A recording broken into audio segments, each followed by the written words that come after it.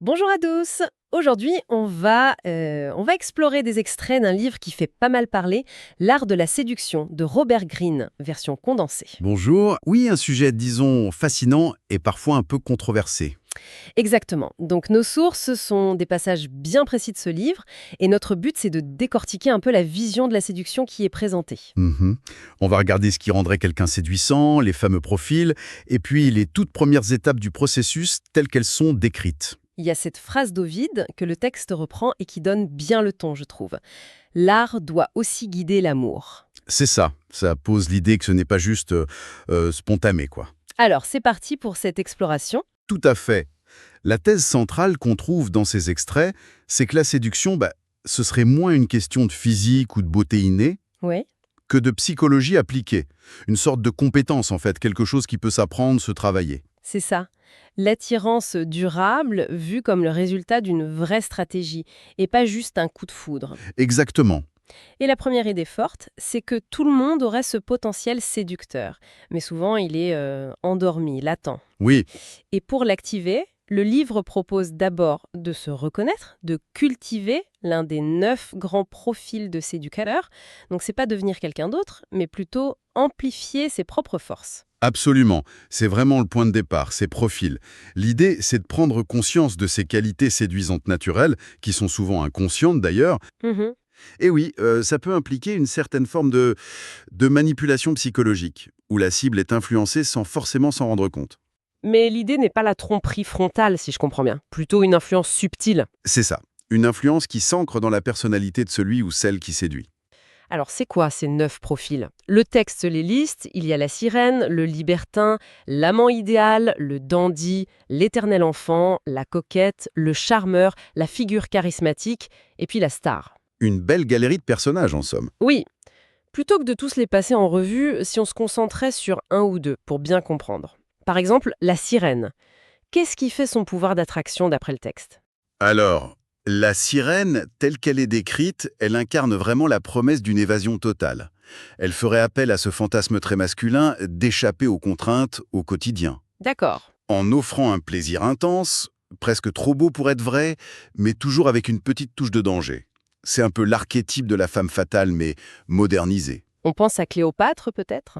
Le texte en parle? Oui, il cite plus tard qui disait que sa voix résonnait comme une lyre, et Ovide aussi, sur l'importance de l'apparence, la parure nous séduit, et puis il y a l'image de Circé qui retient Ulysse pour le côté un peu périlleux. Donc c'est ce mélange plaisir et risque qui attire. Pourquoi ça marcherait si bien selon cette analyse? Green suggère que la vie moderne, assez routinière, assez corsetée, crée un terrain idéal pour ce genre de fantasme.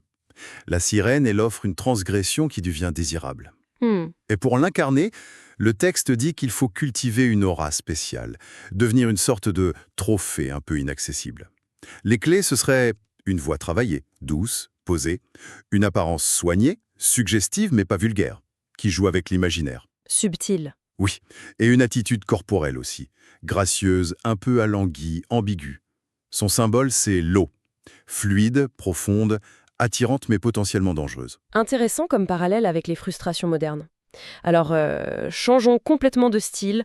Le dandy, lui, comment il opère? Ça a l'air moins dans le fantasme direct, plus intellectuel, esthétique. C'est exactement ça. Le dandy, ou la dandy d'ailleurs, fascine parce qu'il ou elle refuse les étiquettes, surtout sociales et de genre. Il y a une culture de l'ambiguïté, une création d'un personnage unique, souvent avec une touche androgyne. Un peu comme Baudelaire le décrivait, j'imagine. Oui, il est cité. C'est une espèce de culte de soi-même, le plaisir d'étonner et la satisfaction orgueilleuse de ne jamais être étonné. Pensez à des gens comme Beau Brummel, Oscar Wilde ou même George Sand pour les femmes, avec leur style très personnel, non conventionnel, mais toujours très étudié, très esthétique. Mais psychologiquement, qu'est-ce qui attire là-dedans? Cette ambiguïté, ce détachement? Alors, l'analyse du texte, c'est que le dandy joue sur notre propre narcissisme, et aussi sur ce désir qu'on a tous un peu, même refoulé, de liberté, de sortir des normes. D'accord. Un concept important, c'est le travesti mental.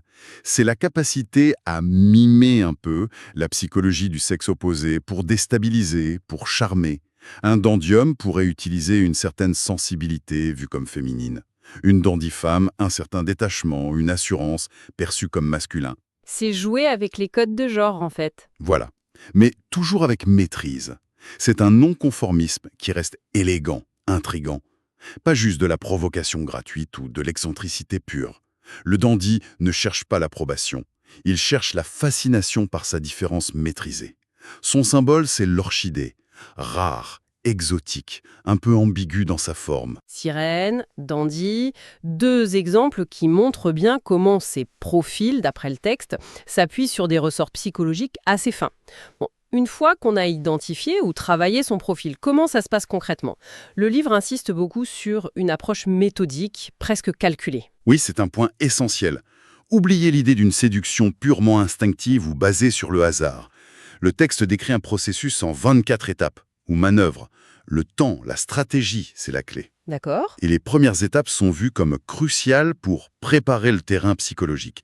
L'objectif, c'est de s'infiltrer dans l'esprit de l'autre, de contourner ses défenses, son égocentrisme naturel. On va se concentrer sur les 9 premières. La toute première, elle est intitulée « Choisir sa victime ». Le mot est fort quand même. Ça veut dire quoi, ce choix initial? L'idée, c'est de pas tirer dans tous les sens, de concentrer ses efforts. Il s'agirait d'identifier les personnes qui semblent les plus réceptives, celles où on sent une sorte de manque, un vide, solitude, insatisfaction, peut-être une tristesse récente. Mhm. Une cible idéale, dans cette logique, c'est aussi quelqu'un qui va provoquer une émotion forte chez le séducteur lui-même. Il y a une citation de Kierkegaard qui dit qu'il faut choisir quelqu'un qui vaille la peine. Donc c'est une sélection basée sur la réceptivité et l'intensité de l'enjeu. Et on la repère comment, cette réceptivité? Il y a des signes? Oui, le texte suggère de faire attention aux réactions involontaires. Un certain trouble quand on est là, une tendance à imiter inconsciemment les gestes, le ton, ou des réactions émotionnelles un peu bizarres, genre une timidité ou une irritation soudaine. Ah oui, intéressant. Il mentionne aussi une préférence pour les profils un peu introvertis, distants, et les gens qui ont du temps libre, parce que leur esprit serait plus facile à occuper. Le symbole pour cette étape, c'est le gros gibier. Ça renforce l'idée d'une chasse ciblée, qui demande de l'effort mais peut rapporter gros. Ok, cible choisie. Étape 2, inspirer confiance par une approche indirecte. Ça peut surprendre. On imagine souvent qu'il faut être direct en séduction. Et c'est justement ce que le texte déconseille, au début en tout cas. L'argument, c'est que la franchise directe, pouf, ça peut déclencher les défenses. Alors que l'approche indirecte, genre se présenter d'abord comme un ami, faire croire que la rencontre est un hasard, ou même le destin, Malin. ça permet de contourner la méfiance. Le but ultime de cette phase, d'après Green, c'est que la cible ait l'impression que c'est elle qui a initié le rapprochement. Il cite Ovide qui conseillait d'avancer sous le voile de l'amitié. On tisse sa toile en douceur. Exactement. Le symbole, c'est d'ailleurs la toile d'araignée. Ça laisse de la place à l'imagination de l'autre. Ça lui donne un faux sentiment de contrôle. Les techniques, rester dans son champ de vision sans être lourd, apparaître, disparaître pour créer une attente, le fameux jeu du chat et de la souris. Classique. Et puis, utiliser le prétexte de l'amitié pour avoir des infos et endormir la vigilance. D'accord, donc on a établi un contact amical. Et là, étape 3, le texte propose de souffler le chaud et le froid, créer du mystère. Ça consiste en quoi, cette stratégie d'ambiguïté? L'idée, c'est de ne jamais être totalement prévisible ou facile à cerner. Pour maintenir l'intérêt, il faudrait être imprévisible, montrer des facettes contradictoires, être dur puis tendre, ou spirituel et en même temps très terre-à-terre, ou alors innocent mais avec des petits indices de calculateur. Pour complexifier son image, en gros. Et éviter d'être ennuyeux. C'est ça. Ça stimule l'imagination de l'autre, ça rend le séducteur mémorable, intriguant. Un contraste fort, genre une apparence douce qui cache une certaine force, ça créerait une impression de profondeur.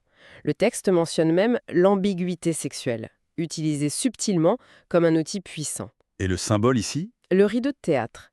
Il cache et il révèle en même temps.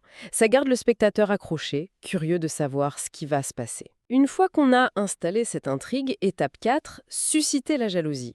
Pour augmenter sa propre valeur. C'est ça, le truc classique. Ce que les autres veulent devient plus désirable. Tout à fait. Ça joue sur ce qu'on appelle la preuve sociale et aussi sur la vanité. Si les autres me désirent, c'est que je vaux quelque chose. Donc il s'agit de créer une aura de désirabilité en se montrant entouré et admiré. L'effet harem, comme ils disent. Oui, le texte cite Pauline Bonaparte ou Andy Warhol comme exemple. Une autre technique, c'est la triangulation. Faire semblant de s'intéresser à quelqu'un d'autre pour piquer l'intérêt de la vraie cible. Stendhal est cité, courtiser la sœur pour avoir la femme convoitée. Le texte parle aussi d'utiliser un faire-valoir, se montrer avec quelqu'un de moins éclatant pour mieux briller soi-même. Oui, ça aussi. Et l'importance de la réputation. Si on est connu comme quelqu'un de séduisant, l'exemple des rôles fluines est donné, ça crée un cercle vertueux, ça facilite les choses après. Le symbole, c'est le trophée. Sa valeur vient du fait qu'il représente une victoire sur les autres. Logique, même si ça peut sembler un peu froid. On arrive à l'étape 5, créer des besoins sans les satisfaire. Qu'est-ce que ça veut dire, ça? Alors là, l'idée, c'est de rendre la cible, subtilement, un peu insatisfaite de sa vie ou d'elle-même, pour créer un manque. Un manque que le séducteur, évidemment, pourra ensuite proposer de combler. Jouer sur l'incomplétude que tout le monde ressent un peu. Exactement. Le texte fait référence au mythe de Platon, les âmes sœurs séparées. Concrètement, ça peut être pointer du doigt la routine de sa vie, les regrets sur la jeunesse qui passe, un potentiel pas assez exploité. C'est jouer sur les insécurités, en fait. C'est l'idée présentée, oui, en soulignant ou même en créant une petite blessure psychologique, l'ennui, un désir caché, un manque d'affection, on rendrait la personne plus vulnérable, plus ouverte à une solution extérieure. Et cette solution, ce serait le séducteur. Qui se présente comme la réponse à ce manque. Voilà, incarner ce qui manque, l'aventure, la passion, la reconnaissance. C'est présenté comme très efficace. Theodor Reik est cité pour dire que l'insatisfaction, c'est la porte d'entrée de l'amour ou du désir. Le symbole, la flèche de Cupidon, elle doit blesser pour faire naître l'amour. Un peu douloureux comme image. Bon, après avoir créé le besoin, étape 6, maîtriser l'art de l'insinuation. C'est l'art de planter des idées sans en avoir l'air. C'est tout à fait ça. L'insinuation, c'est faire germer des pensées, des désirs dans l'esprit de l'autre, mais de façon à ce qu'il ou elle croit que ça vient de lui, d'elle. Ça passe par des commentaires ambigus, des sous-entendus, des compliments un peu doubles, des regards qui en disent non. Stendhal est encore cité sur le pouvoir du regard. Et comment ça marche pour passer sous le radar des défenses? L'idée, un peu freudienne, c'est que ce qui est juste suggéré, ça pénètre plus facilement l'inconscient que ce qui est dit cache. Les techniques, des lapsus qui n'en sont pas vraiment, des confidences, genre « oh, je devrais pas vous dire ça », mais des messages indirects par le corps, par des histoires bien choisies. Il faut que ça fasse écho au fantasme de l'autre. Oui, c'est crucial selon le texte. Et Ninon de L'Enclos est cité.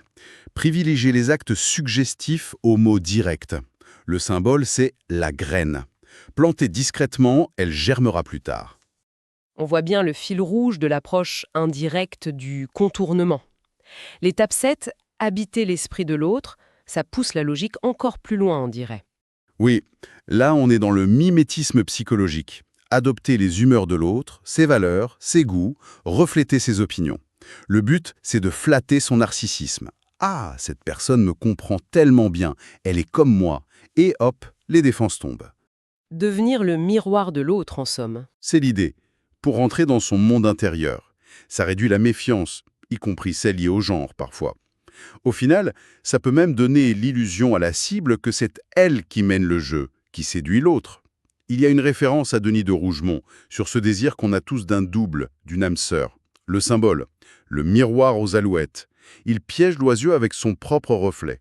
C'est Fascinant. Et un peu vertigineux comme idée. Étape 8, proposer la tentation. Là, on change de phase. On passe un peu plus à l'action. on s'en approche. Après avoir repéré les failles et les désirs, étape 5, et s'être positionné comme celui qui pourrait les combler, étape d'avant, maintenant il s'agit de faire miroiter cette satisfaction possible de façon plus explicite. Comme le serpent avec Ève. Exactement, l'allusion est centrale. La promesse doit rester un peu vague, mais super alléchante. Elle doit toucher au désir profond de la cible. Le texte donne l'exemple de Don Juan, qui fait miroiter une vie de luxe à une paysanne. Mais on ne donne pas encore satisfaction à la personne. Pas tout à fait.